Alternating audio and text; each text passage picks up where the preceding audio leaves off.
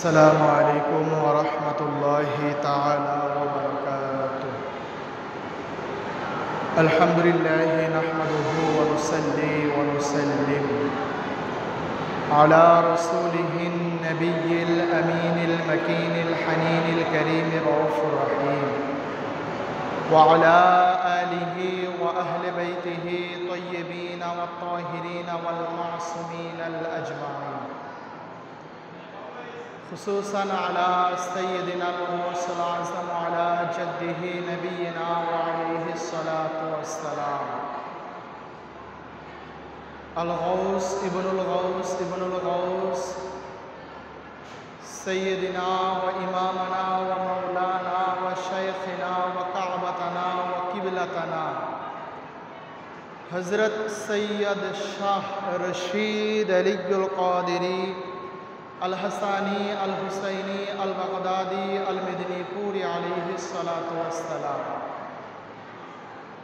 ثم سجدۃ التحیۃ والتعظیم لسیدنا ومرشدنا وهادئنا ورهباننا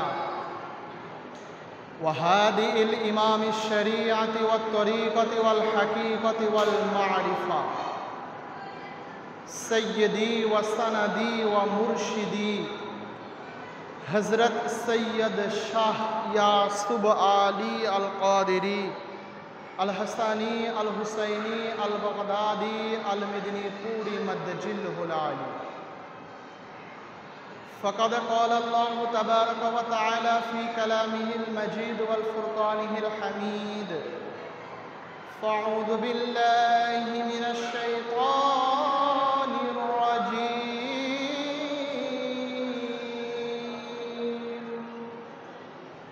بسم الله الرحمن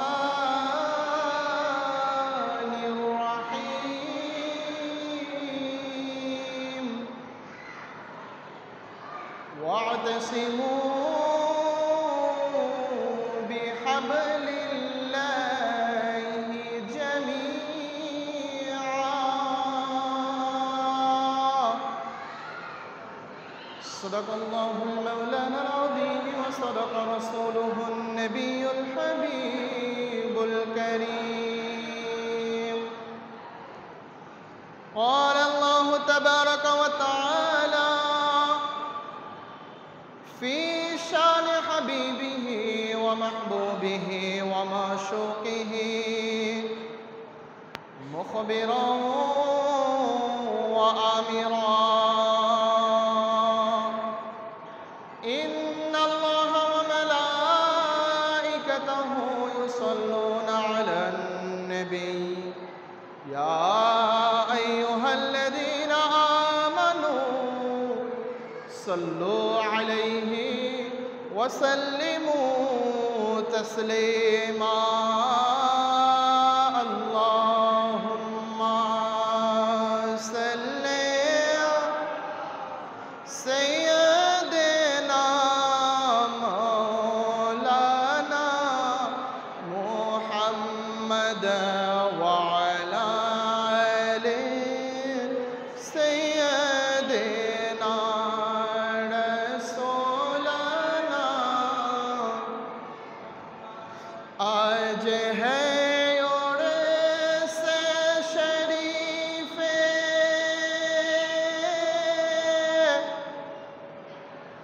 حضرت رشید علی،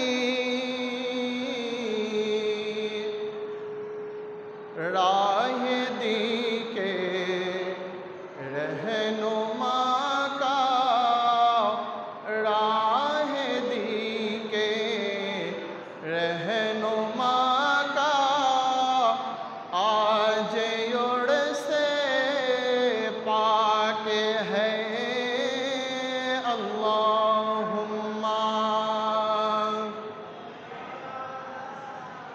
سیدنا مولانا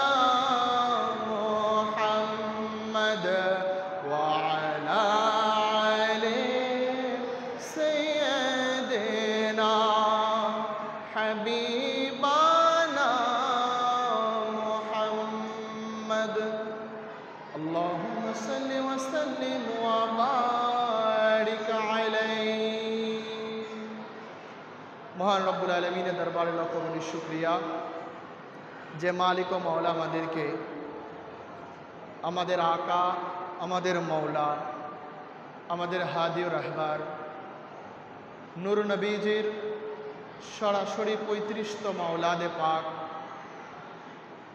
हुजूर गौसे पाक शहनशाह बगदादेर 22तम औलादे पाक मेदिनीपुर दरबार शरीफेर सज्जद नशीन हुजूर पाक काबा किबला हज़रत सैयद शाह रशीद अलीजुल कादिरी अल हसानी अल हुसैनी अल बगदादी अल मेदिनीपुरी अलैहिस सलातु वस्सलाम पाकेर এই চতুর্থতম বাৎসরিক উরসে পাকে সেই হুজুর পাকেরই কদম পাকের ছায়াতলে আমাদেরকে হাজির হওয়ার তৌফিক দান করলেন। মালিক ও মাওলার দরবারে সবাই শুকরিয়া আদায় করি বলে আলহামদুলিল্লাহ। লক্ষ কোটি দুরুদ সালাম উম্মতের কান্ডারি নবী দো জাহানের বাদশাহ নবী সরকারে দো জাহান জনাব আহমদ মুজতবা মুহাম্মদ মুস্তাফা সাল্লাল্লাহু তাআলা আলাইহি ওয়া সাল্লামের কদম পাকে এবং লক্ষ কোটি ভক্তিপূর্ণ সেজদায় তাজিমি জানাই আমাদের আকা ও মাওলা আমাদের হাদি ও রাহবার বড় হুজুর পাক কাবা ও কিবলা ছোট হুজুর পাক কাবা ও কিবলা এবং বর্তমান সাজ্জাদ নশীন হুজুর পাক কাবা ও কিবলাদের কদম পাকে। আজকে আমরা এখানে হাজির হয়েছি আমাদের আকা ও মাওলা বড় হুজুর পাকের উরসে পাকে, ঠিক কিনা? আমাদের বড় হুজুর পাকের উরসে পাকে সবচেয়ে বড় কথা হলো একজন ব্যক্তি সে যদি সঠিক মুর্শিদ ভক্ত হয়, সঠিক পীর ও মুর্শিদের গোলামি যদি তার ভিতরে করতে চায় বা গোলামি যদি সে করে, ওই ব্যক্তি যদি তার পিতাকে হারায়, এই পিতা হারানোর বেদনা তাকে বুঝ দেওয়া যায়। এবং ওই মুর্শিদ ভক্ত ব্যক্তিটা যদি মাকে হারায়, মা হারানোর বেদনা দুঃখতাটাকে বুঝ দেওয়া যায় তথা সমবেদনা দেওয়া যায়। আত্মীয় স্বজন যারাই থাকুক না কেন তাদেরকে হারালে তাকে বুঝ দেওয়া যায়। কিন্তু মুর্শিদ হারা যে বেদনাটা, মৌলা হারানোর যে বেদনাটা, যার হাতে বায়াত হয়েছি, যার কাছে নিজের সমস্ত কিছু উজাড় করে দিয়েছি, এই মৌলা হারানোর বেদনাটা কাউকে কিন্তু বুঝ দিয়ে শেষ করা যায় না। এটা এমন একটা বেদনা যেটা কখনোই শেষ করার মতো না, বুঝ দেওয়ার মতো না। এটা যদি সাধারণ মানুষের ক্ষেত্রে হয়, সাধারণ কোনো মুরিদ যদি তার পীরকে যদি ভুলতে না পারে, তার বুঝটা যদি সে নিতে না পারে, সেই মুর্শিদ যদি আওলাদে রসুল হয় তাহলে কি কাউকে বুঝ দেওয়া যাবে বলেন? না। সেই মুর্শিদ যদি নূর নবীজির বংশধর হয়, সেই মুর্শিদ যদি আপনার আলী ফাতেমা হাসান হুসাইনের বংশধর হয়, তাহলে কি ওই মুর্শিদ হারা বেদনাটা ওই গোলামকে কখনো, ওই ভক্তকে কখনো কি বোঝানো যাবে? কখনোই সম্ভব না। পুরাকুল কায়নাত একদিকে চলে যাবে, পুরাকুল কায়নাত যদি তাকে যদি লিখেও দেওয়া হয় তাহলেও কখনো মুর্শিদ হারানোর বেদনাটা বোঝানো সম্ভব না, কখনোই সম্ভব না। তো আমরাও আজ 4টি বছর সেই 2021 সালের 16ই আগস্টে আমরা আমাদের মৌলাকে হারিয়েছি, আমাদের মুর্শিদকে আমরা হারিয়েছি। তিনি আমাদেরকে রেখে পর্দার আড়ালে তিনি আরাম ফরমাচ্ছেন, পর্দার আড়ালে তিনি চলে গিয়েছেন। তো বড় হুজুর পাক কাবা ও কিবলার অজস্র অগণিত কারামত পাক আছে। দুনিয়া শেষ হয়ে যাইতে পারে আউলাদে রসুলের কারামত পাক, আউলাদে রসুলের গুণগান, আউলাদে রসুলের ভক্তি, এটা করে কখনো শেষ করা যাবে না। এটা কখনই পারবেন না। কারণ জানাদের মর্যাদা নিয়ে স্বয়ং আল্লাহ তাআলা কোরআনে পাকে আলোচনা করেছেন। যাদের মর্যাদা নিয়ে কোরআনে পাকে আল্লাহ তাআলা আয়াতে পাক নাজিল করেছেন, ওই আউলাদে রসুল নূরুন আলা নূরদেরকে কি আমরা গুনাহগাররা কখনো আলোচনা করতে শেষ করতে পারবো? কখনোই না। তো হুজুর পাক কাবা ও কেবলার কারামত পাক দিয়ে আলোচনা শুরু করি।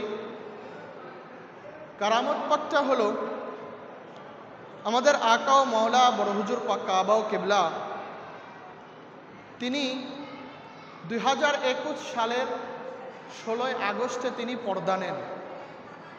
আরবি চাঁদ অনুযায়ী, আরবি ডেট অনুযায়ী 6 মুহররম ছিল। দেখেন, মুহররম মাস, এটা আমরা যারা ইমাম ভক্ত, আমরা যারা মৌলা হুসাইনকে ভালোবাসি, আমরা যারা মৌলা হাসানকে ভালোবাসি, আমরা যারা আহলে বায়তের গোলামি করি, মুহররম মাস কি আমাদের জন্য শোকের মাস না? কিসের মাস? শোকের মাস। মুহররম মাসটা আউলাদে রসুলের গোলামদের জন্য এটা শোকের মাস। কারণ ওনাদেরকে আমরা ভালোবাসি, তানারা আমাদের থেকে চির বিদায় নিয়ে পর্দা নিয়েছেন। শরিয়াতে ভাবে আমরা তানাদেরকে আর কখনোই জিয়ারত পাবো না। তো ওই ইমাম পাকদেরকে আমরা ভালোবাসতাম, মোহাব্বত করতাম, বা এখনো আমরা করি। তো যখন একটা কথা হলো, যখন মাহে মুহররম আসে আমরা ইমাম পাককে স্মরণ করি, ঠিক কিনা? বিশেষ করে আমাদের দরবার পাকে অনেক জায়গাতে, সব জায়গাতেই 10 দিন ব্যাপী পড়া পাক হয়, কিন্তু আবার অনেক জায়গাতে আছে 50 দিন পড়া পাক হয়। কতদিন বললাম?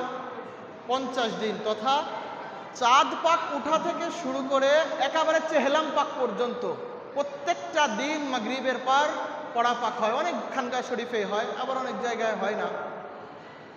তো দেখেন, আমরা কি ইমাম পাকদেরকে ভালোবাসি, তানাদেরকে যে ভালোবাসাটা দরকার, তানাদেরকে মোহাব্বত করার মতো কি আমরা মোহাব্বত করতে পারি? না। তানাদের যেভাবে মোহাব্বত করা দরকার এইভাবে কিন্তু আমরা মোহাব্বত করতে পারি না। মিথ্যা বললাম? হয়তো বা আপনারা পারেন, কিন্তু আমি পারি না। আপনারা পারতে পারেন, কিন্তু আউলাদে রসুলদের যে গোলামি করা, তানাদেরকে যে মোহাব্বত করা, তানাদের ভালোবাসা, তানাদের মোহাব্বত করলে এটা তাদের কি কখনো লাভ হবে? হুজুর পাকদের লাভ আছে বলেন? আমরা যদি হুজুর পাকদেরকে মোহাব্বত করি, হুজুর পাকদের কোনো লাভ হবে? আবার যদি মোহাব্বত না করি, হুজুর পাকদের লস হবে? না, বরং মোহাব্বত করলে আমাদেরই লাভ হবে, না করলে আমাদেরই লস হবে। কি বলেন আপনারা? যদি আমরা হুজুর পাকদেরকে, ইমাম পাকদেরকে মোহাব্বত করি, মোহাব্বত করলে আমাদেরই কি হবে? লাভ হবে। আবার যদি মোহাব্বত না করি, আমাদেরই লস হবে।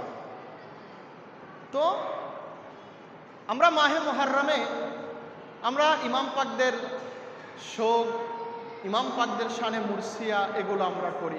আচ্ছা, একটা কথাকে কখন আমরা ভেবে দেখেছি যে বড় হুজুর পাক কাবা ও কেবলা কেন মুহররম মাসটাই বেছে নিলেন?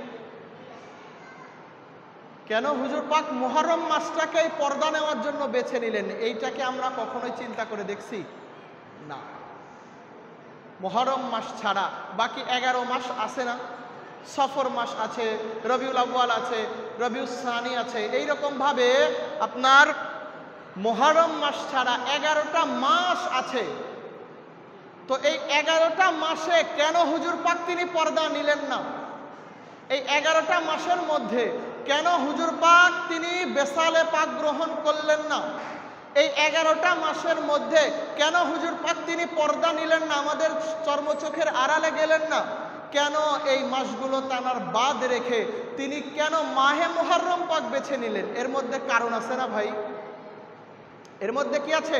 একটা কারণ আছে। কারণ আমাদের মাহে মুহররমকে আমাদের এই শোকটাকে আরো বাড়িয়ে দেওয়ার জন্য, মাতম পাককে শিক্ষা দেওয়ার জন্য, মুহররম পাকটাকে আরো গভীরভাবে শিক্ষা দেওয়ার জন্য, মুরসিয়া পাকটাকে আরো শিক্ষা দেওয়ার জন্য, বিশেষ করে জান্নাতের সরদার ইমামে হুসাইন আলাইহিস সালাতু ওয়াস সালাম পাকের এই শাহাদাত, এইটাকে আরো স্মরণ করিয়ে দেওয়ার জন্য, এই গমটাকে আরো বাড়িয়ে দেওয়ার জন্য বড় হুজুর পাক কাবা ও কিবলা তিনি মুহররম মাসটাকেই বেছে নিলেন। এবং তিনি যে কিভাবে যে মুহররম পাক পালন করতেন, এটা আমাদের জন্য শিক্ষা হয়ে থাকবে আজীবনের জন্য। আমরা অনেক সময় কি করি, আমরা অনেক সময় মুহররম পাক আসলে মুহররম পাকে আমরা হাজির হই, হাজির হয়ে আমরা বাহিরে ঘোরাফেরা করি, ঠিক কিনা? আমরা বাহিরে ঘোরাফেরা করি, পড়াশোনা হচ্ছে, আবার যখন সালাম কিয়াম মোনাজাত হয় তখন আমরা আসি না।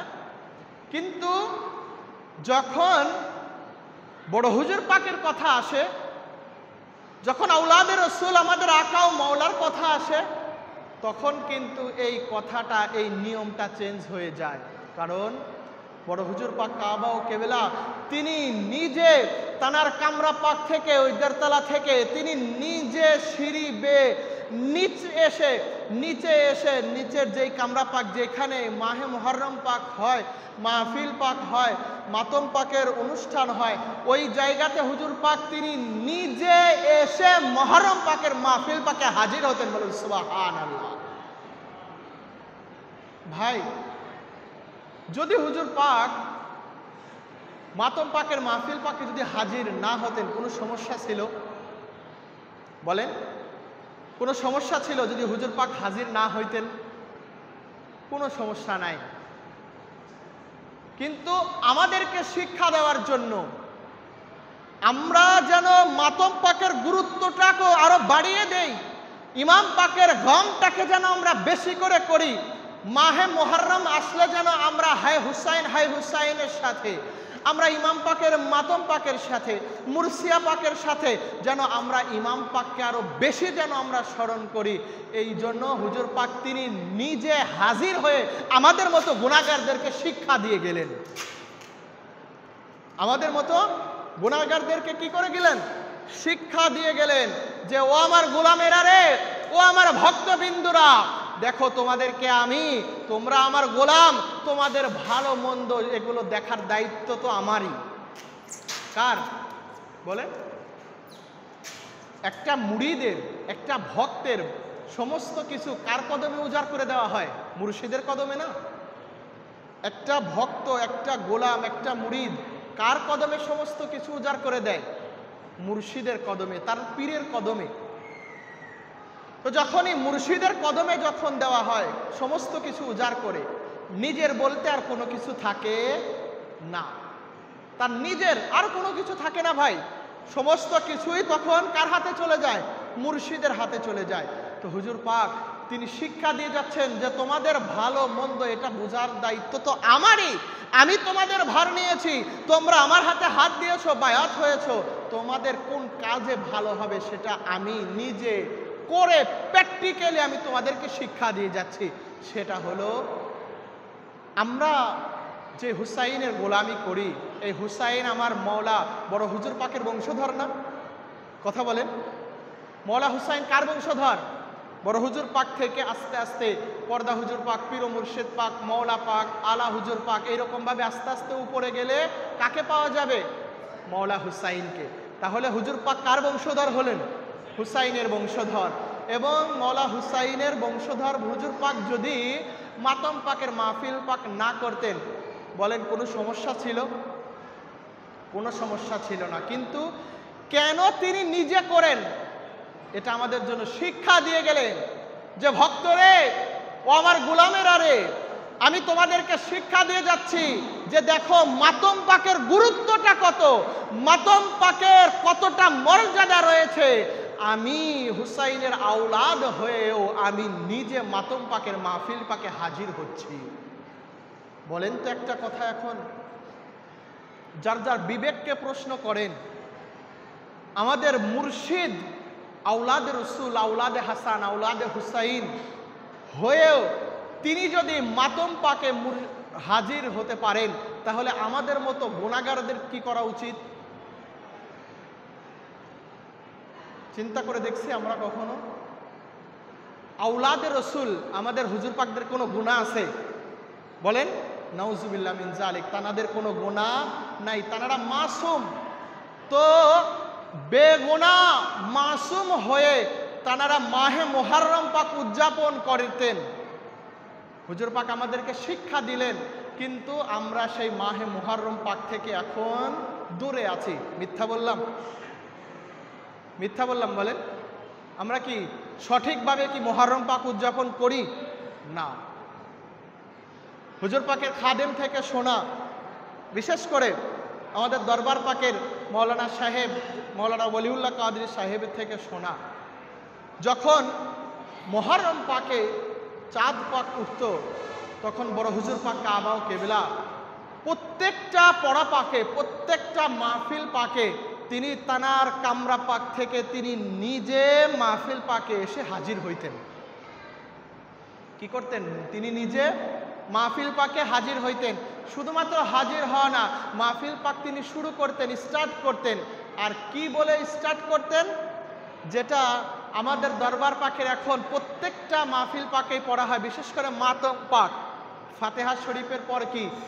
নূরে মতলকে হ্যায় পয়গম্বর ইয়া আলী মুর্তজা, নূরে মতলকে হ্যায় পয়গম্বর ইয়া আলী মুর্তজা, आवर तुम हो उनके मज़हर या अली मुर्तज़ा, आवर तुम हो उनके मज़हर या अली मुर्तज़ा।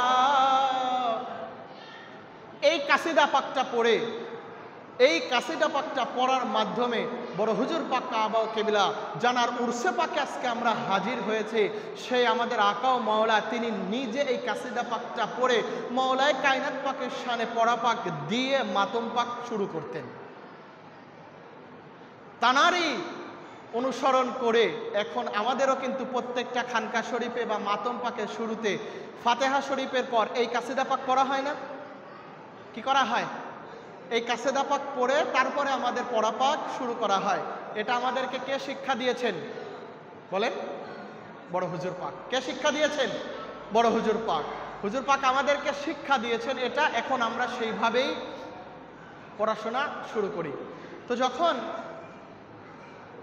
প্রত্যেকটা জিনিস, একটা জিনিস সবসময় মাথায় রাখবেন, প্রতিটা বিষয় ইসলামের প্রতিটা স্টেপ বাই স্টেপ, প্রতিটা বিষয় আমাদের হুজুর পাক থেকে শিক্ষা নিতে হবে, দরবার পাক থেকে কি করতে হবে? শিক্ষা নিতে হবে। যদি আওলাদে রসুলের কদম পাক থেকে, আওলাদে রসুলের দরবার পাক থেকে যদি আমরা ইসলাম নিতে পারি, তাহলে হব আমরা কামিয়াব। তাহলে কি হব? আমরা কামিয়াব। আমাদের আর কোনো চিন্তা করতে হবে না। কিন্তু আওলাদে রসুলকে বাদ দিয়ে যদি আমরা ইসলাম নেই, বলেন তো ইসলামে লাভ হবে? বুঝলেন না কথাটা?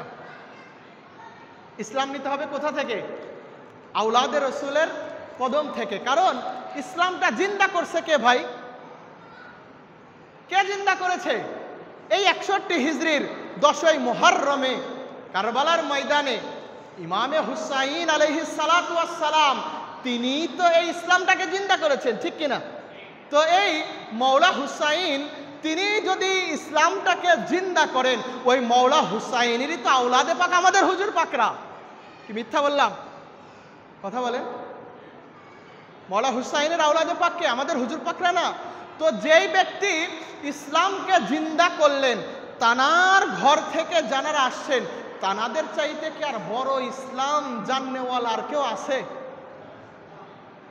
কথা বলেন, আছে আর কেউ ভাই? থাকতে পারে দুনিয়াতে? ধরেন এই খানকা শরীফটা যিনি তৈরি করেছেন, ইঞ্জিনিয়ার আছে না, ইঞ্জিনিয়ার, এবং পাশাপাশি যিনি সবটা সময়ের জন্য এর তদারকিতে ছিলেন, কমিটির বা অন্য ব্যক্তিরা থাকে না, যিনি মিস্ত্রিরা কাজ করে ঠিক আছে, কিন্তু ওই ব্যক্তিরা কি করে, তদারকিতে থাকে সব সময়ের জন্য, দেখে কোথায় কোন জায়গায় কি আছে, কোন জায়গায় কোনটা। বলেন তো ওই ইঞ্জিনিয়ার যদি নাও থাকে তাহলে এই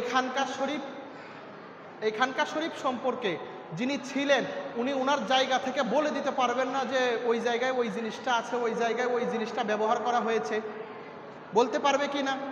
অবশ্যই বলতে পারবে, কারণ এই খানকা শরীফ সম্পর্কে তার ধারণা আছে, খানকা শরীফের সাথে তার সম্পর্ক ছিল, তিনি সবটা সময় খানকা শরীফের পিছনে সময় দিয়েছেন। তো ঠিক তেমনি ভাবেই আল্লাহ রাব্বুল আলামিনের ইসলামকে জিন্দা করেছেন। ইসলাম তো শেষ হয়ে যাচ্ছিল ভাই, ইসলাম শেষ হয়ে যাচ্ছিল, তো এই ইসলামকে জিন্দা করেছেন আল্লাহ তাআলার। এই ইসলামকে যদি আমরা একটা গাছ রূপে ধরি, এই গাছটাকে তো ভাই জিন্দা করেছেন 61 হিজরির 10ই মুহররমে কারবালার ময়দানে সৈয়দুশ শুহাদা শহীদে কারবালা মৌলা ইমামে হুসাইন আলাইহিস সালাতু ওয়াস সালাম, ঠিক কিনা? মৌলা হুসাইন কি করেছেন? ইসলামকে জিন্দা করেছেন। তো এই ইসলামকে জিন্দা করার পর ওনার বংশধরে যারা সিরিয়াল অনুযায়ী আসতেছেন, আস্তে আস্তে আস্তে আস্তে আমাদের আকা ও মওলা বড় হুজুর পাক কাবা ও কিবলা, ছোট হুজুর পাক কাবা ও কিবলা, এবং খুসুসান সারা কুল কায়নাত যিনি পরিচালনা করছেন, গৌসে জামান যিনি সাজ্জাদ নাশিন হুজুর পাক কাবা ও কিবলা হযরত সৈয়দ শাহ ইয়াসুব আলী আল কাদেরী মাদ্দাজিল্লুহুল আলী, তানাদের থেকে বড় ইসলাম বুঝনেওয়ালা আল্লাহর এই দুনিয়ার ভিতরে কেউ আছে? কথা বলেন, আছে?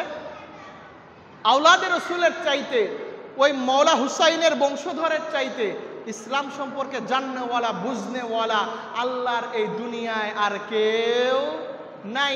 যদি তানাদের থেকে যদি আমরা অন্য কারোর থেকে ইসলাম নিতে যাই আমাদের ভুল বুঝাবে, ঠিক বলছি তো? যদি আওলাদে রসুলের দরবার থেকে, যেমন বললাম খানকা শরীফ সম্পর্কে যার ধারণা আছে তার থেকে যদি আমরা অন্য কারোর থেকে যদি খানকা শরীফ সম্পর্কে ধারণা নিতে যাই, বলেন তো সে সঠিক বুঝতে পারবে? সে সঠিক বলতে পারবে? কখনোই না, কারণ সে তো এই সম্পর্কে জানেই না, সে তো জানেই না। বরং তখন কি করবে, যে জিজ্ঞাসা করছে, না বললে ভুল হয়, না বললে সম্মান থাকে না, বলে দেই যে ওই জায়গায় এই রড ব্যবহার করা, ওই জায়গায় এতটুকু গাঁথনি, বলে দিলাম আন্দাজে। বলেন তো সঠিক হইল? বরঞ্চ আমার ভিতরে আরো কি ঝামেলা ঢুকলো না? আমার ভিতরে ঝামেলা ঢুকলো। কিন্তু সঠিক লোকের কাছ থেকে যদি আমরা জানতে পারি তাহলে আর ঝামেলা করার কোনো সুযোগ নাই। তো ঠিক তেমনি ভাবেই আওলাদে রসুলের কদম পাক থেকে, আওলাদে রসুলের দরবার পাক থেকে যদি আমরা ইসলাম নিতে পারি তাহলে আমরা সঠিক ইসলাম পাবো, সঠিক ইসলাম বুঝবো। আওলাদে রসুলের কদম পাক ছাড়া যদি কাঠমুল্লা মৌলবীদের কাছে যাই, উহাবি, খারিজি, এজিদি, লামাজহাবি এদের কাছে যাই, এরা জানে না ঘোড়ার ডিমও, বুঝাবে আমাদের কি অন্যটা। ঠিক বললাম নাকি?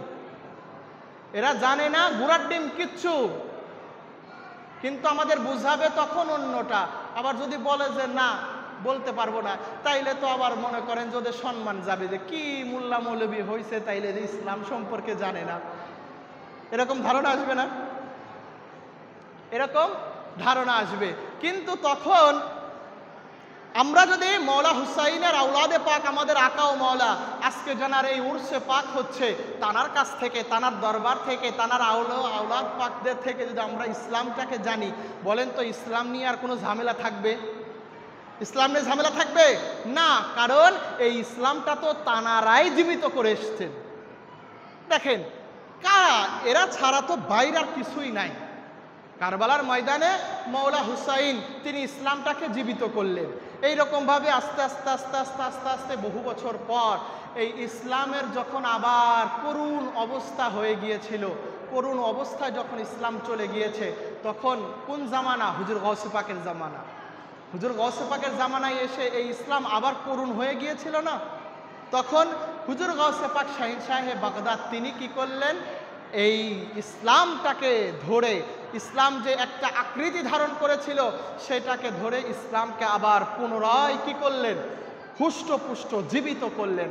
তাহলে ইসলামকে প্রচার করা, ইসলামকে প্রসার করা, ইসলামকে জীবিত করা, এটা তো আওলাদে রাসূলরাই করে আসতেছে। এরা যুগে যুগে কারা করতেছে এই কাজ?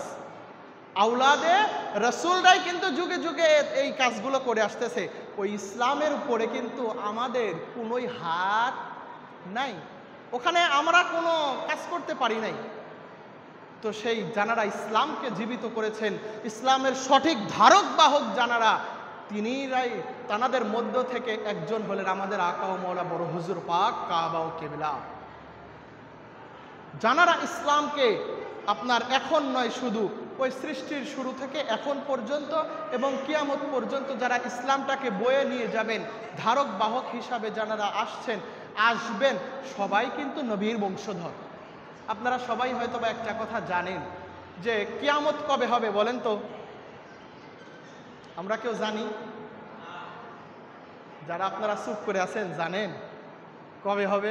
জানলে ডেটটা বলেন না কেন? কেউ জানি আমরা? না, শুধুমাত্র আমরা ওয়াজে মোল্লা মৌলবীরা কি বলি? কাল কিয়ামতের ময়দান, ঠিক না? কাল কিয়ামতের ময়দান। কিন্তু আজকে আমি এখানে বলে যাব কাল কিয়ামতের ময়দান, আবার কালকে কোথাও ওয়াজ করলে কিন্তু আমি সেটাই বলবো কাল কিয়ামতের ময়দান। তখন কিন্তু আর বলবো না যে আজ কিয়ামতের ময়দান, তাই কি কেউ বলে? না। তো কিয়ামত পর্যন্ত যত দিন আসবে, কিয়ামত কাছায়ে যাবে, আপনারা সবাই জানেন কিয়ামত তখনই সংগঠিত হবে যখন এই দুনিয়ার বুকে আওলাদে রাসূল থাকবে না। আওলাদে রাসূল বলতে এই দুনিয়ার বুকে কেউ থাকবে না ভাই, কেউ নাই আওলাদে রাসূল বলতে। যখনই দেখবেন আওলাদে রাসূল নাই, তখনই আল্লাহ তাআলার কালাম পবিত্র কোরআনে পাক আছে না, এই কোরআনে পাক একদিন খুলবেন, দেখবেন কোরআনে পাকের মধ্যে কোনো লেখা নাই, কোনো কালি নাই, শুধু কাগজ সাদা পৃষ্ঠা পড়ে আছে। কেন? কারণ একটাই, এটা তো কাগজের কোরআন। এটা কিসের কোরআন? কাগজের কোরআন। কাগজের কোরআনের সাথে সাথে আপনার বলনেওয়ালা কোরআন দরকার আছে না? বলনেওয়ালা কোরআনের দরকার নেই? চুপ করে আছেন, বুঝতেছেন না কথা? আপনার কাছে কোরআন শরীফ আমি ছেড়ে দিলাম, আপনি বুঝবেন? যদি শিক্ষক না থাকে বুঝবেন? কখনোই বোঝা যাবে? বোঝার জন্য কার কাছে যাইতে হবে? শিক্ষকের কাছে যাইতে হবে। আচ্ছা, শিক্ষকের কাছে গেলাম, শিক্ষক কি আমার সঠিক শিক্ষা দেবে এর কি কোনো গ্যারান্টি আছে? ওহাবিদের কাছে যদি আমরা যাই, তরিকত ওয়ালারা, ওহাবিরা কি আমাদের তরিকতের শিক্ষা দিবে কখনো? কখনোই না। তারা চেষ্টা করবে তাদের লাইনে আমাদেরকে নিয়ে যাওয়ার, ঠিক না? কিন্তু মওলাই কায়নাত পাক তিনি কি বলছেন? আনা না থেকে কোরআন, তোমরা যেটা দেখছো এটা তো কাগজের কোরআন, আর আমি মৌলা আলী হলাম বলনেওয়ালা কোরআন, যে কোরআনে কথা বলে, যেই কোরআনে কথা বলে, বলনেওয়ালা কোরআন হলাম আমি মৌলা আলী। তো সেই মৌলা আলীর, সেই বলনেওয়ালা কোরআনেরই বংশধর তো আমাদের মৌলারা, আমাদের আকা ও মওলা হুজুর পাকরা, ঠিক কিনা? মৌলা আলীর বংশধর। তো সে কিয়ামত সেই দিনেই, যেই দিনে আওলাদ রাসূল দুনিয়াতে থাকবে না। আল্লাহর জমিন থেকে কোরআনে পাকের অক্ষর উঠে যাবে, কোরআনের অক্ষর উঠার পর পর দুনিয়া থেকে রহমত উঠে যাবে, খাবার উঠে যাবে। তো এমনি এমনি তো আপনার এই মাহে মুহররম আমরা পালন করি না, কারণ এগুলো আমাদেরকে তো শিক্ষা দেওয়া হয়েছে, আর এগুলো শিক্ষা দিয়েছেন তো আমাদের আকা ও মওলা হুজুর পাক। আমি যেটা বলছিলাম যে দেখবেন আমরা সাধারণত যখন মাহফিল পাকে আসি, মুহররম পাক এবং অন্যান্য মাহফিল পাকে যখন আসি, আমরা অজু করে আসি না? পবিত্রতা অর্জন করে মাহফিল পাকে আসি না? আমরা আসলাম, আসার পরে দেখবেন এই যে হাত, এই হাত দিয়ে আমরা যখন আমরা হাজির হই, হাজির হলাম, হাজির হওয়ার পর ওই হাত আমরা কত জায়গায় ব্যবহার করি না ভাই বলেন? কত জায়গায় ব্যবহার করি না? অনেক সময় আছে এই হাত আমরা পায়েও লাগাই, মিথ্যা বললাম? পায়েও লাগাই, কিন্তু আকা ও মওলা বড় হুজুর পাক কাবা ও কিবলা কি শিক্ষা দিচ্ছেন আমাদেরকে? হুজুর পাকের খাদেম থেকে নিজে যারা দেখেছেন এই কাজগুলো তারা ইরশাদ করছেন, বলছেন যে বড় হুজুর পাককে দেখতাম যখন আকা ও মওলা বড় হুজুর পাক যখন তার কামরা পাক থেকে নিচ তালাতে, যেখানে হুজুর পাকদের আপনার জিয়ারত পাক দেন, তার পাশে যে রুমটা যেখানে বসা হয়, ওই রুমে যখন হুজুর পাক আসতেন, সিঁড়ি থেকে যখন নামতেন, দেখবেন এই সিঁড়ি উঠতে গেলে বা নামতে গেলে আমরা যদি লুঙ্গি পরা থাকি, আমাদের লুঙ্গিটা পায়ের কাছে ছোঁয়া ছোঁয়া হয়ে যায়, ঠিক না? একটু পরে যাব বা লুঙ্গিটা বেঁধে যাবে পায়ের সাথে, এরকম হয় না?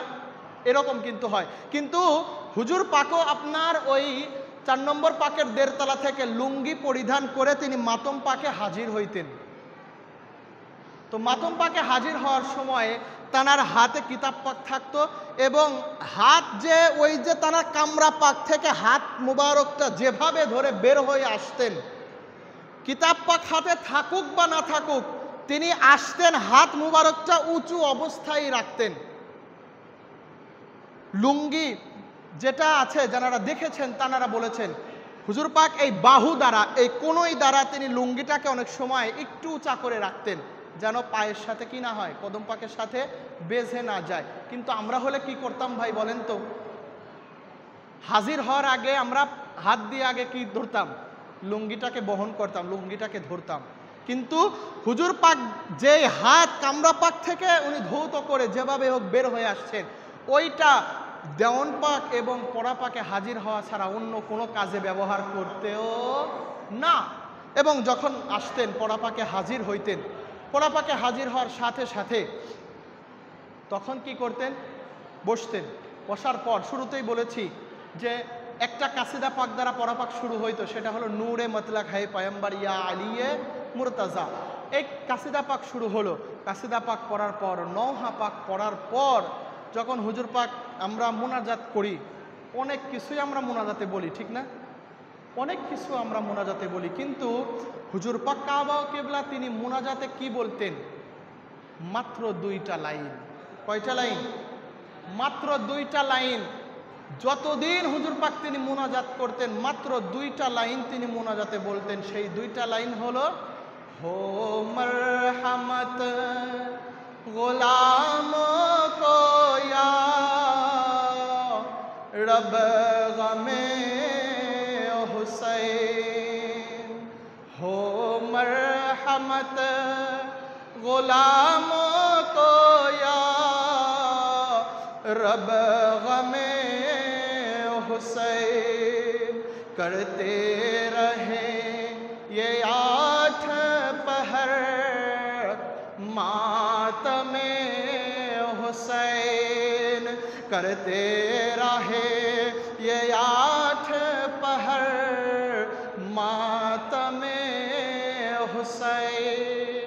এই 2 লাইন বাস পড়া শেষ, মোনাজাত শেষ।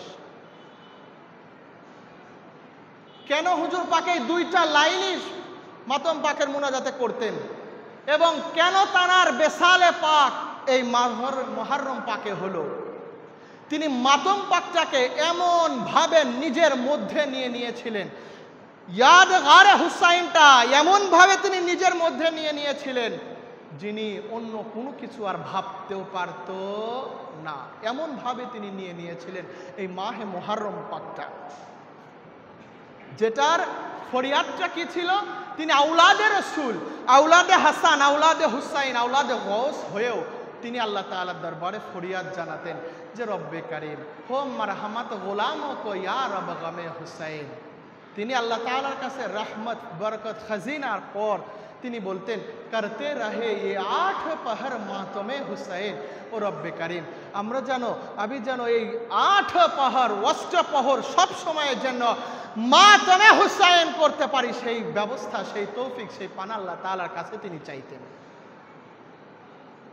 এখন চিন্তা করে দেখেন যে আউলাদে হুসাইন হওয়ার পর তিনি যদি আল্লাহ তাআলার কাছে যদি মাতমে হুসাইনের জন্য যদি ফরিয়াদ জানান, আমরা গুনাহগাররা কি কোন হালাতে আছি? আমাদের গুনাহগারদের কি করা উচিত? এইগুলা কি আমাদের শিক্ষা না ভাই? বলেন, শিক্ষা না? মুহররম পাকের আরেকটা হুজুর পাকের ঘটনা বলি, সেটা হলো হুজুর পাক যখন মুহররম পাকের এই মাতম পাকে বসতেন, একদিনের ঘটনা, হুজুর পাক পড়া পাকে হাজির হয়েছেন। পড়া পাকে বসে হুজুর পাক কখনোই তার জবানে পাক থেকে কোনো কথা বলতেন না, কোনো কথা বলতেন না। মাহফিল পাক পরিচালনা করতেন, মাতম পাক হুজুর পাক পরিচালনা করতেন, কিন্তু কোনো কথা জবান থেকে বলতো না।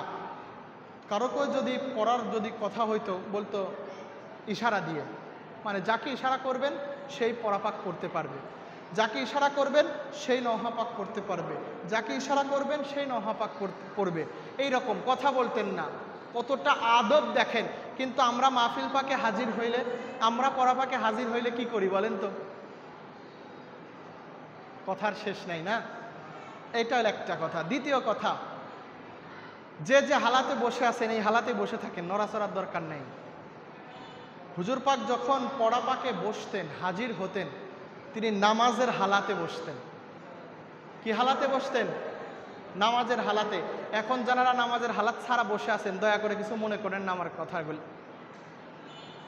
হুজুর পাক তিনি যদি নামাজের হালাতে যদি পড়া পাকে বসতে পারেন, ওখান থেকে কি আমাদের শিক্ষা আছে না? কথা বলেন, শিক্ষা আছে না? ওই আমরা এটা এই বসাকে কি বলি? এই যে এক পা আরেক পায়ের মধ্যে দিয়ে কি বলি? আমি শুরুতেই বলছি, দয়া করে কিছু মনে করবেন না কিন্তু আপনারা। এই বসাটাকে আমরা কি মনে করি? বাবু মেরে বসা, এই টাইপের একটা কথা বলি আমরা না? এই টাইপের কোনো বসে পড়া পাকে হুজুর পাক বসতেন না। তিনি পা ভেঙে দিয়ে, পিছনে দিয়ে এবং আপনার নামাজের হালাতে তিনি বসতেন। তাহলে এখন চিন্তা করেন কতটা আদব তানার মধ্যে ছিল।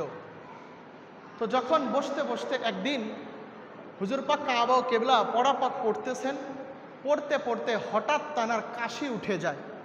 হুজুর পাকের জীবনী, কারামত পাক যেটাই বলেন না কেন, বা ইয়াদগারে হুসাইনটা কেমন দেখেন। তো পড়া পাক পড়তে পড়তে হঠাৎ হুজুর পাকের ওই পড়া পাকের মজলিস পাকে আপনার হুজুর পাকের কাশি উঠে যায়। তো এমনভাবে কাশি উঠছে, তো কাশি উঠতে উঠতে কাশি থামছেই না হুজুর পাকের। আচ্ছা বলেন তো, কাশি উঠলে সাধারণত আমরা কি করি? পানি পান করি। কাশি উঠলে আমরা সাধারণত পানি পান করি। তো হুজুর পাক মজলিস পাকে বসে আছেন, এই 4 নম্বর পাকে, মুহররম পাকে। তো যখন মজলিস পাকে তিনি বসে আছেন, তার কাশি উঠে গেছে, একজন খাদেম তিনি ওখান থেকে উঠে গিয়ে হুজুর পাকের জন্য একটু পানি এনেছেন। হুজুর পাক কিন্তু বলে নাই, পানি এনেছেন। পানি এনে হুজুর পাকের সামনে দিয়েছেন, মালিক পানি পান করার জন্য। হুজুর পাকের সামনে এইভাবে ধরা হয়েছে যেন হুজুর পাক পানিটা পান করেন। পানি পান করলে কি হয়ে যাবে? কাশিটা বন্ধ হয়ে যাবে। কিন্তু যখন এই হুজুর পাকের সামনে এই পানিটা যখন দেওয়া হয়েছে, হুজুর পাক পানি পান না করিয়ে সেটাকে সরিয়ে ভিতরে নিয়ে যাইতে বললেন। কি বললেন? পানি পান না করে ওই অবস্থাতে কাশি উঠছে, কাশি থামছে না, তারপরে হুজুর পাক পানি পান না করে সেই পানিটাকে সরাইয়ে দিয়ে ভিতরে নিয়ে যাইতে বললেন। তাহলে দেখেন পড়া পাকের আদবটা কি ছিল। একে তো আদব, দ্বিতীয়ত আপনার এই যে পানির ব্যাপারে যে হুজুর পাকরা কতটা সেন্সিটিভ ছিলেন, এটা হয়তোবা আমরা গুনাহগাররা কখনোই বুঝতে পারবো না। কিন্তু তানাদের এই মাতম পাকের যে মূল বিষয়টা কারবালার পানি, এই পানিটাই হয়তোবা বেশি হুজুর পাকদের কি হয়ে যাইতো? ইয়াদ হয়ে যাইতো। যেমনিভাবে হুজুর পাকের আরেকটা এই পানি নিয়ে ঘটনা দেখেন। আমরা অনেক সময় পানি অপচয় করি, ঠিক না? বেশিরভাগই আমরা পানি অপচয়। এবং তার পাশাপাশি দেখবেন এই যে খানকা শরীফে আমরা আসছি, অনেকে আসি বাড়ি থেকে উজু করে আসি, অনেকে আছে আমরা খানকা পাকে বা মসজিদ পাকে এসে উজু করি। আচ্ছা বলেন তো, দরবার পাকের প্রতিটা জিনিস আমাদের জন্য কি শিক্ষা না? ওরস পাকে আসলাম, 11 শরীফে খানকা পাকে হাজির হইলাম, যদি কোনো কিছু শিক্ষা অর্জন করতে না পারি, তাহলে কি এই হাজির হওয়ার কোনো ফায়দা হইল? হাজির হয়ে যদি দরবারে কিছু যদি আমরা নিয়ে যদি চলে যাইতে না পারি, তাইলে তো আমি মনে করি এটা কিন্তু কোনো ফায়েজ হাসিল হইল না। আর এই শিক্ষাটা আমাদের কে দিবে? হুজুর পাকরা। এই শিক্ষাটা কে দিবে? দরবার পাক থেকে আমরা শিক্ষা নেব। তো দেখেন পানির বিষয়ে আমরা যে কথাটা বলছিলাম, আমরা অনেক সময় পানিকে অপচয় করি। আর বিশেষ করে আমার মনে হয় শতকরা 80-90% ব্যক্তি আমরা যখন অজুতে বসি, অজু করার জন্য ট্যাপে বসলে তো আল্লাহর রহমতে কথাই নাই, একেবারে ফুল ফোর্সে ট্যাপ ছেড়ে দিয়ে মনের মাধুর্যের সাথে ও জায়গা 3 বার ধৌত করবে, তার জায়গায় মনে হয় যে আরও কী করতেছে, বেশি ধৌত করতেছে। আচ্ছা, ধৌত করলেন, ধৌত করার পর বিশেষ করে একটা সময় আমাদের সবচেয়ে বেশি পানি অপচয় হয়, দেখেন খেয়াল করেন, যেটা আমাদের প্রায়ই ভুল হয়, সেটা হলো অজু করলাম, অজুর মাঝে যখন আমরা হাত ধৌত করি, হাত ধৌত করার পর আমাদেরকে কি করতে হবে, মাথা মাসেহ করতে হবে, ঠিক না? মাথা মাসেহ করতে হবে। তো এই মাথা মাসেহ আর হাতের এই কোনোই ধোয়া, এই দুইটা সময়ের মধ্যে আমরা কি করি জানেন, পানি কিন্তু ছাড়াই আছে। মিথ্যা বললাম? বলেন, পানি ছাড়াই আছে। হাত ধৌত করেছি, হাত ধৌত 3 বার শেষ, পানির ট্যাপটা ছাড়াই আছে, অমনি মাথা মাসা শুরু করছি, কিন্তু পানির ট্যাপ কি হচ্ছে? কথা বলেন, পানির ট্যাপ কি হচ্ছে? পানি কিন্তু চলতেছে। কতজন ব্যক্তি আছে আমরা যে এই হাত ধোয়ার পর ট্যাপটাকে বন্ধ করে তারপরে আমরা মাথা মাসে করি? কতজন ব্যক্তি আছি? আমার মনে হয় প্রায়ই নাই, শতকরা 1জন পাওয়া যাবে কিনা সন্দেহ। তাহলে ওই যে অপচয়, বলেন এটা কি পানির অপচয় না? আবার পরের কথা হলো, আমি এটা দরবার পাকের, এই যে ধরেন এখানে আসছেন, খানকা শরীফে হাজির হয়েছেন, অজু করবেন, বলেন এই যে প্রতিষ্ঠান, এই প্রতিষ্ঠানটা কার? কথা বলেন, প্রতিষ্ঠানটা কার? হুজুর পাকের না? প্রতিষ্ঠান কার? হুজুর পাকের। এই কারেন্ট বিল আসলে কোন জায়গা থেকে যায়? হুজুর পাকের ফান্ড, সেটাই তো ওখান থেকে যায়। আপনার একটা মোটরে যদি চালু করি, টাঙ্কিতে যদি আমি পানি রাখি, পানি উঠাই, যদি আমরা ওই যে বললাম হাত ধোয়ার পর মাথা মাসে ওই টাইমটা যদি শুধু পানি পড়তেই থাকে, এই রকম যদি 10 জন ব্যক্তি করি, বলেন তো 1-2 জনের অজুর পানি নষ্ট হবে না? নষ্ট হবে না? বেশি। তাহলে এখন চিন্তা করেন, যেই টাঙ্কিতে আপনার 50 জন ব্যক্তি অজু করতে পারবে, কিন্তু আমরা যদি এই কাজটা যদি আমরা করি, ওই চালু আছেই তো আছেই, সেখানে দেখবেন 20 থেকে 30 জন অজু করলে পানি শেষ হয়ে যাবে। তখন কি বলবে ওখান থেকে, এই মোটর চালু দে, দেওয়া হলো, কারেন্ট বিল ডবল লাগলো না? প্রতিষ্ঠানের হুজুর পাকের টাকা ডবল খরচ হইল না? তাহলে এখান থেকে কি শিক্ষাটা হলো কোথায়? এখন আসেন, শিক্ষাটা হইল, একদিন বড় হুজুর পাক কাবা ও কিবলা, তিনি তানার এই শরিয়াতের এই তবিয়ত পাক, শরিয়াতের এই দেহ মোবারকটা অসুস্থতার কারণে তিনি ওষুধ গ্রহণ করতেন, মাঝে মাঝে ওষুধ গ্রহণ করতেন। তো হুজুর পাকের হায়াতে পাকে খুবই কম খাবার গ্রহণ করতেন। কি বললাম?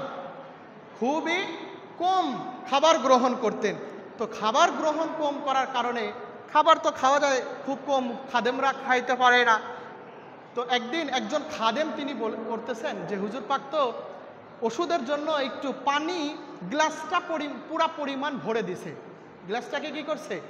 বেশি ভরে দিছে।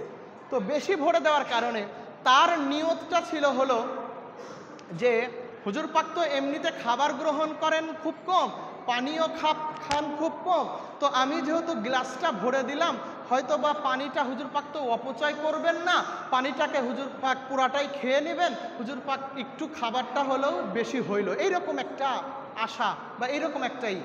তো যখন ঔষধটা দিয়ে ওই খাদেম সাহেব মাসুম ভাই, তিনি যখন, অনেকেই মাসুম ভাইকে চেনেনও, হুজুর পাকের খাদেম, তো যখন হুজুর পাকের কাছে দিয়েছেন পুরা গ্লাস ভর্তি পানি, হুজুর পাক এক ধমক মেরে দিয়েছেন ওই খাদেমকে। পানি খেতে এত, ওষুধ খেতে এত পানি লাগে? এক ধমক ওই তানার হুজুর পাকের সামনে, ওষুধ খেতে এত পানি লাগে? কিন্তু খাদেম যিনি ছিলেন তিনি তো একটা নিয়তে দিয়েছেন যে হুজুর পাক খাবার কম গ্রহণ করেন, পানি খুব কম গ্রহণ করেন, তো পানিটা তো হুজুর পাক কখনোই অপচয় করবেন না, হয়তোবা গ্লাসটা ভরে দিয়েছে যে হুজুর পাক হয়তোবা অপচয় না করার কারণে পুরাটাই খেয়ে নেবেন, খাদেমেরও একটু ভালো লাগবে যে হুজুর পাক খাবারটা বা পানিটা গ্রহণ করলেন। কিন্তু হুজুর পাক কি জানিয়ে দিলেন? যে ওষুধ খেতে এত পানি লাগে? এখান থেকে কি আমাদের কোনো শিক্ষা নাই? কোনো শিক্ষা নাই আমাদের। হুজুর পাক তার মানে কি বুঝিয়ে দিলেন? পানি হয়তোবা হুজুর পাকদের সেই কারবালার পানির ইয়াদ হুজুর পাকদের হয়ে যায়, তো বিধায়ী পানির বিষয় এতটা থাকতেন আলাদা। তো আমরা যারা এই যে আপনার আওলাদের রসুলের দরবার পাকে আমরা যারা আসি, বলেন তো আমাদের এই পানির বিষয়ে হেফাজত থাকা দরকার না? পানির বিষয়ে আমাদের হেফাজত থাকা দরকার। হুজুর পাকদের প্রতিটা কদম বাই কদম আমাদের জন্য কিন্তু শিক্ষা। দরবার পাকের প্রতিটা স্টেপ বাই স্টেপ আমাদের জন্য শিক্ষা। তো মালিকের দরবারে এটাই সব সময়ের জন্য ফরিয়াদ জানাতে হবে যে সবচাইতে মহান আজিম একটা দরবারের সন্ধান আমরা পেয়েছি, এবং এই যে আজকে সাঠিয়াকুলা খানকা পাকে আমরা হাজির হয়েছি, এই খানকা পাকেও আজকে জানার উর্সে পাক, দেখেন তানারও কদম পাক এই খানকা পাকে আছে। এটা কিন্তু খোশনসিব। অনেকে আজকে হুজুর পাকের উর্সে পাক করছে, কিন্তু সেখানে হুজুর পাকের কদম পাক নাও থাকতে পারে। কিন্তু আমাদের খোশনসিব, আমরা এমন জায়গাতে হুজুর পাকের উর্সে পাকে হাজির হয়েছি যেই জায়গায় স্বয়ং তিনি কি করেছেন? কদম পাক রেখেছিলেন। মালিক ও মওলার কাছে ফরিয়াদ, মৃত্যু পর্যন্ত যেন এইরকম নূহের কিস্তি আওলাদের রসুলের কদম পাকে যেন আমরা মাথা ঠুকাইতে ঠুকাইতে আকা ও মওলাদের গোলামি করতে করতে যেন আমরা মৃত্যু স্বাদ গ্রহণ করতে পারি। মালিক ও মওলা আমাদের সেই তৌফিক দান করে। সকলে বলুন আমিন।